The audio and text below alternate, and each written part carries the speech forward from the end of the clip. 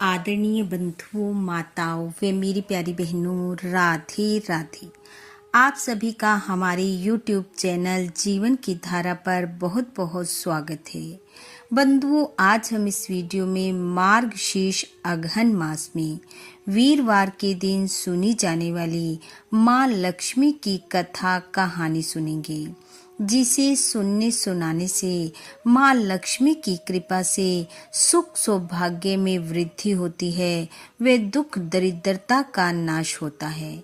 कथा कहानी सुनने के बाद यदि आप हमारे चैनल पर नए हैं तो कृपया हमारे चैनल को सब्सक्राइब करें, बेल आइकन को प्रेस करें ताकि हमारी वीडियो की नोटिफिकेशन सबसे पहले आप तक पहुंचे। वीडियो को शेयर व लाइक भी जरूर करें। एक बार शौनक आदि ऋषियों ने श्री सूत जी से पूछा कि हे सूत जी, आज हमारे मन में ये जानने की इच्छा है कि कौन कर्म करके स्त्री भाग्य वाली होती है, कौन कर्म करके पति को प्यारी होती है और कौन कर्म करने से घर में लक्ष्मी होती है। सूत जी बोले, हे शौनक जी, ये वर्णन परम पवित्र व दुर्लभ है। मैं थोड़े में कहता हूँ तो मन लगाकर सुनो। बहुत समय पहले एक वैश्य था। उसके घर में अन्न धन कुछ नहीं था। घर में कलह कलेश रहता था। जिस तरफ जाता घाटे को प्राप्त होता था। एक दिन वह घर आया तो उसकी पत्नी ने बहुत कलेश किया। उसने अपनी पत्नी को पीटा। पति की मार से दुखी होकर वह घर से मरने के लिए निकल पड़ी। उसने सोचा, घर में अन्न नहीं, धन नहीं, आस औलाद नहीं, ऐसे जीवन से कोई लाभ नहीं। वह बियाबान जंगल में जा रही थी कि उसे एक बूढ़ी ब्राह्मणी मिल गई। उसने पूछा, तुम इस जंगल में कहाँ जा रही हो? तब लड़की ने कहा, मैं अपने जीवन से बहुत दुखी हूँ और प्राण त्यागने जा रही हूँ। ब्राह्मणी ने दुख का कारण पूछा तो उसने सब कुछ सच सच बता दिया। उसकी बात सुनकर वह वृद्ध ब्राह्मणी बोली, तुमने मुझसे सब सच कहा है, इसलिए मैं तुम पर बहुत प्रसन्न हूँ। मैं वृद्ध ब्राह्मणी नहीं हूँ, मैं लक्ष्मी हूँ। द्वारिकाधीश मेरे पति हैं। मगर के महीने में मैं धरती का भ्रमण करती हूँ, दुखियों का दुख निवारण करती हूँ। और जो इस महीने में वीरवार के दिन मेरी पूजा व व्रत को करता है, कथा को पढ़ता और सुनता है, वह सभी सुखों को प्राप्त होता है। तो इस व्रत को कर, तेरे सब संकट खत्म हो जाएंगे।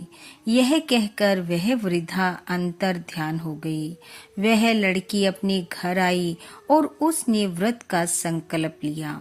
वीरवार आने पर उसने व्रत को किया। धीरे धीरे उसके जीवन में सब ठीक होने लगा। एक दिन उसका पति उससे बोला कि मुझे ऐसा लगता है कि अब हमारे अच्छे दिन आने वाले हैं। अपने पति की बात सुन लड़की ने लक्ष्मी जी के व्रत को अपने पति को बताया। उसने कहा, मैं भी इस व्रत को करूंगा। दोनों व्रत करने लगे। व्रत के प्रभाव से उनके घर में सब सुख समृद्धि हो गई। जिस भी कार्य को वह करता उसमें उसे लाभ ही लाभ प्राप्त होता। उनके घर में माँ लक्ष्मी की कृपा से अन्न धन दूध पूत सब हो गया। इस प्रकार वह इस लोक के सुखों को भोगकर परलोक सिधार गए। दोनों ने इकट्ठे ही प्राणों को त्यागा। जितना समय उन्होंने व्रत व पूजन किया था उतना समय लक्ष्मीपुर में राज पाया और फिर परमात्मा की कृपा से धरती पर आए। इस बार व्रत के प्रभाव से वह वैश्य द्वापर युग में सूरा शहर देश का भद्रसखा राजा हुआ और वह लड़की उसकी रानी बनी। उनके घर 7 बेटे और एक बेटी ने जन्म लिया। बेटी का नाम श्यामबाला रखा गया। श्यामबाला बहुत ही सुशील और संस्कारी कन्या थी। परंतु संयोगवश इस जन्म में राजा और रानी को लक्ष्मी जी के व्रत का ज्ञान न रहा। माँ लक्ष्मी ने सोचा कि यह तो मेरे व्रत को ही भूल गई। अगर ये इस युग में ऐसा करेंगे तो कलयुग में तो कोई मुझे याद नहीं रखेगा। माँ लक्ष्मी ब्राह्मणी का वेश धरकर रानी को सब कुछ याद करवाने पहुंची, लेकिन रानी बनी लड़की सब कुछ भूल चुकी थी और उसने ब्राह्मणी रूप में आई लक्ष्मी को धक्का देकर महल से निकल जाने को कहा। माँ लक्ष्मी ने उसे कहा, तेरे बुरे दिन फिर से आने वाले हैं।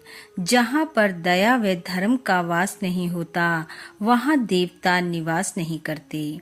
इतने में रानी की बेटी श्यामबाला वहां पहुंच गई। उसने ब्राह्मणी वेश में आई माँ लक्ष्मी को सहारा दिया, पलंग पर बिठाया, पीने को जल दिया, आने का कारण पूछा। इतनी सुशील और दया वाली कन्या को देखकर माँ लक्ष्मी ने उसे अपना सही रूप दिखलाया। उसकी माँ की पिछले जन्म की सारी बात बताई और कहा, आज तेरी माँ ने मेरा निरादर किया है, इसलिए वह फिर से दुर्भाग्य को प्राप्त होगी। श्यामबाला ने अपनी माँ के किए की माफी मांगी और कहा, अब मैं ये व्रत करूंगी, आप मेरी माँ को क्षमा करें।